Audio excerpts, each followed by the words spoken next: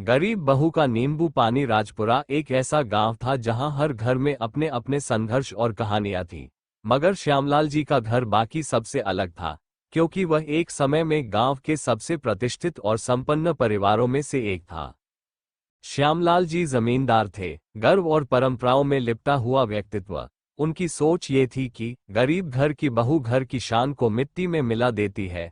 उन्होंने अपनी जीवन संगिनी रत्ना देवी को भी कभी बराबरी का अधिकार नहीं दिया, फिर भी वह चुपचाप सब सहती रही। उनके इकलौते बेटे मनोज का स्वभाव अपने पिता से उल्टा था, शांत, संयमी और ईमानदार। मनोज शहर से पढ़ाई करके लौटा था और गांव के स्कूल में अध्यापक बन गया था। जब उसने सीमा से विवाह का निर्णय लिया, तो जैसे श्यामलाल जी के अहंकार को ठेस पहुंच गई। सीमा गरीब घर की बेटी थी। उसके पिता एक मामूली बढ़ई थे, जिनकी मेहनत से ही घर का गुजारा चलता था। सीमा पढ़ाई में होशियार थी और अपने माता पिता की एकलौती संतान थी। वो बचपन से ही स्वाभिमानी थी, लेकिन उसमें कभी घमंड नहीं था। सीमा की शादी जैसे ही श्यामलाल जी के घर हुई, पूरे गांव में कानाफूसी शुरू हो गई। अरे, जमींदार की बहू गरीब घर की है, अब देखो ये घर कैसे बदलता है। सीमा को ये सब सुनाई देता था, लेकिन वह चुप रही। उसने मन में ठान लिया था कि वह खुद को कभी किसी पर बोझ नहीं बनने देगी। शादी के बाद उसका स्वागत रस्मों के साथ नहीं, आदेशों और उपेक्षा से हुआ। सास ने धीमी आवाज में कहा, बहू, इस घर में बात कम, काम ज्यादा होता है। सीमा सुबह 4 बजे उठती, गाय को चारा देती, आंगन बुहारती, फिर रसोई में काम करती। कभी कपड़े धोना, कभी खेत पर दोपहर का खाना पहुंचाना, कभी पड़ोसियों की बातों का उत्तर देना। दिन कैसे बीतता पता ही नहीं चलता। श्यामलाल जी ने कभी उसे बहू कहकर नहीं पुकारा, बस कहते, काम वाली लगती है ये। मनोज पत्नी से प्रेम करता था, मगर पिता के सामने वह बोल नहीं पाता।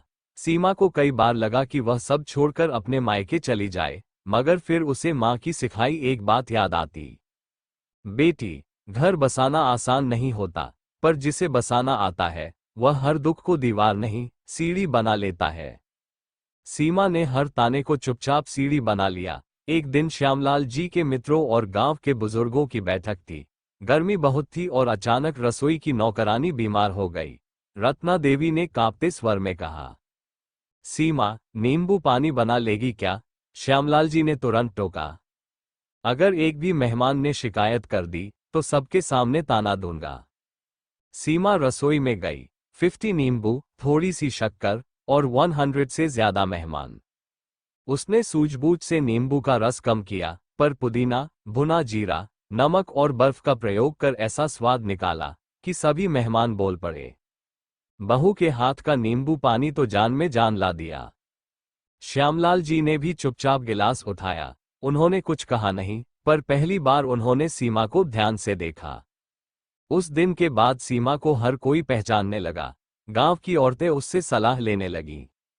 बहू, तुम तो बहुत होशियार निकली। सीमा ने घर की दीवारों पर उगते किचन गार्डन से सब्जी उगाई, जिससे पैसे बचे। गोबर से खाद बनाई और बच्चों को पढ़ाने के लिए एक छोटी कक्षा शुरू की।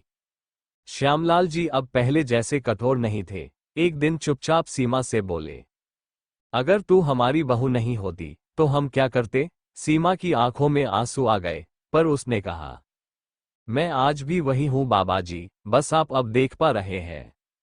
गांव में महिला सशक्तिकरण पर एक सभा हुई। सरपंच ने मंच पर कहा, अगर आज किसी महिला को सम्मान देना है तो वह है श्यामलाल जी की बहू सीमा। तालियों की गड़गड़ाहट में श्यामलाल जी उठे और पहली बार सबके सामने कहा, मैंने इसे गरीब समझा, मगर यह सबसे अमीर निकली, संस्कारों में, बुद्धि में और ममता में। आज सीमा सिर्फ एक बहू नहीं, पूरे गांव की प्रेरणा बन गई थी।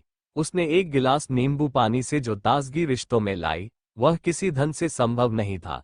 श्यामलाल जी अब हर सुबह चाय के साथ सीमा के बनाए बगीचे में बैठते और गर्व से कहते, मेरी बहू ने मुझे जीवन की असली मिठास सिखा दी। सम्मान पाने के लिए धन नहीं, गुण चाहिए। धैर्य, विनम्रता और बुद्धिमत्ता से हर घर को स्वर्ग बनाया जा सकता है। रिश्तों की मिठास कई बार एक साधारण नींबू पानी से भी ज्यादा असरदार होती है। औरत केवल बहू नहीं होती, वह पूरे घर की आत्मा होती है।